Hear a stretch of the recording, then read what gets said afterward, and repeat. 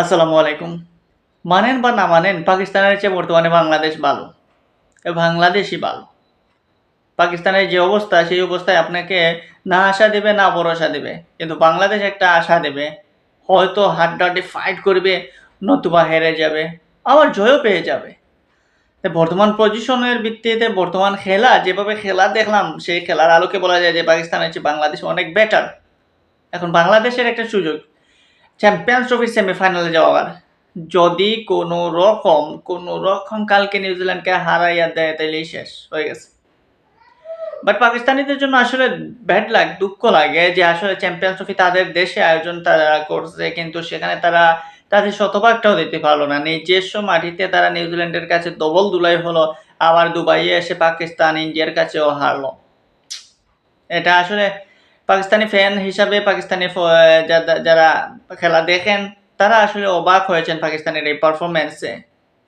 এই পারফরম্যান্স আসলে পাকিস্তানি প্লেয়ারদের কাছে থেকে আশা করা যায় না। যেখানে ৬টা ৭টা ব্যাটসম্যান থাকার পরও পাকিস্তান টেনে টুনে 241 রান করার পর সেই রানটা কত সহজেই ভারতীয়রা শেষ করলো সেটা তো দেখলেন। বিরাট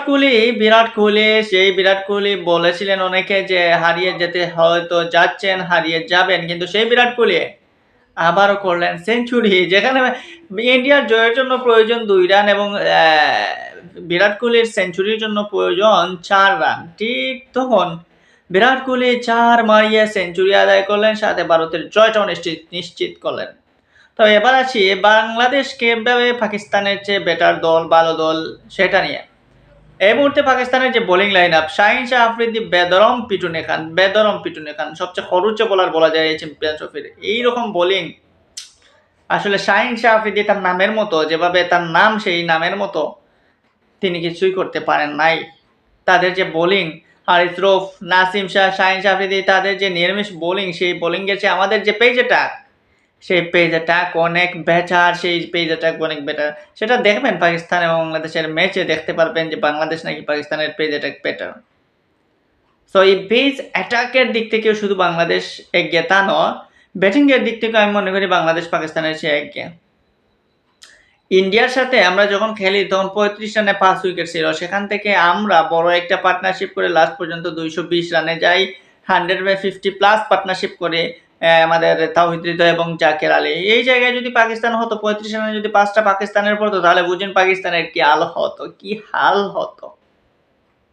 তো এই সব কিছু মিলে এই মুহূর্তে বলতে পারেন যে বাংলাদেশ পাকিস্তানের চেয়ে ভালোই দল। এখন সেই ভালোটা প্রমাণ করতে হবে বাংলাদেশের। নিউজিল্যান্ডকে হারিয়ে, পাকিস্তানকে হারিয়ে চ্যাম্পিয়ন্স ট্রফিতে গিয়ে সেটা প্রমাণ করবেন।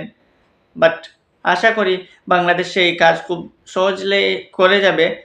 তবে পাকিস্তানের জন্য আসলে আবার দুঃখ লাগতেছে। একটা হোস্ট টিম এভাবে তাদের দেশে অনেক চড়াই উতরাই পেরিয়ে অনেক কষ্ট করে তারা এবার চ্যাম্পিয়ন্স ট্রফিটা আয়োজন করছিল, বা চ্যাম্পিয়ন্স ট্রফিতে তারা ইন্ডিয়া তো যেতেই চায় নাই, তারপরে ইন্ডিয়ার জন্য দুবাইয়ে তারা আসলো। মনে মনে হয়তো আশা ছিল যে ইন্ডিয়াকে হারিয়ে দিয়ে তো চ্যাম্পিয়ন্স ট্রফির সেমিফাইনাল আমরা খেলবো আমাদের মাটিতেই, ফাইনালটাও আমাদের মাটিতে হবে। ইন্ডিয়া গ্রুপ পর্ব থেকে বিদায় নিয়ে যদি যায় তাহলে টোটাল ফাইনাল, সেমিফাইনাল সব কিছু আমাদের মাঠেই চলে যাচ্ছে। কিন্তু এখন ইন্ডিয়া যেহেতু টিকে গেছে, সুতরাং সেমিফাইনাল আবারও দুবাইয়ে চলে আসবে একটা, আর ফাইনালও হয়তো আবারও দুবাইয়ে চলে আসবে যদি সেমিফাইনালে ভারত জিতে যায়। আসলে এরকম অবস্থায় পাকিস্তানি ফ্যানরা পড়তে চায় না। হাজার হাজার দর্শকে ভরপুর ছিল পাকিস্তানের স্টেডিয়ামগুলো, যে 3টা ম্যাচ খেলা হয়েছে পাকিস্তানের মাটিতে। সেই ম্যাচগুলোতে দেখবেন পাকিস্তানের দর্শকরা কত আনন্দ উৎসব মুখর পরিবেশে চ্যাম্পিয়ন্স ট্রফিটা তারা এনজয় করছিল। সেখানে বাটা পড়লো। মোহাম্মদ রিজওয়ান টেনে টুনে আজকে 43 রান করছেন, বা সৌদ শাকিল 50 মেরেছেন, 62 রান করেছেন।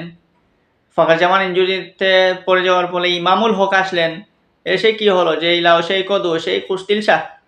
পাকিস্তানি অনেকেই কুস্তিল শাহকে বলেছিলেন যে বাংলাদেশের সাথে বিপিএল এ পারফরমেন্স করে কেন তাকে দলে নেওয়া হলো, কিন্তু সেই কুস্তিল শাহ দেখালেন বাংলাদেশেরও যে বিপিএল সেটার মান, যে বাংলাদেশের বিপিএল এ এসে তিনি এমনি খেলে যান না, এমনি তিনি পারফরমেন্স করেন নাই। তিনি বাংলাদেশ থেকে অনেক ফায়দা নিয়েই কিন্তু দলে ঢুকছেন। তো এখন দেখার বাকি আসলে বাংলাদেশ কি করে, পাকিস্তান থেকে বেটার দল হয় কি না।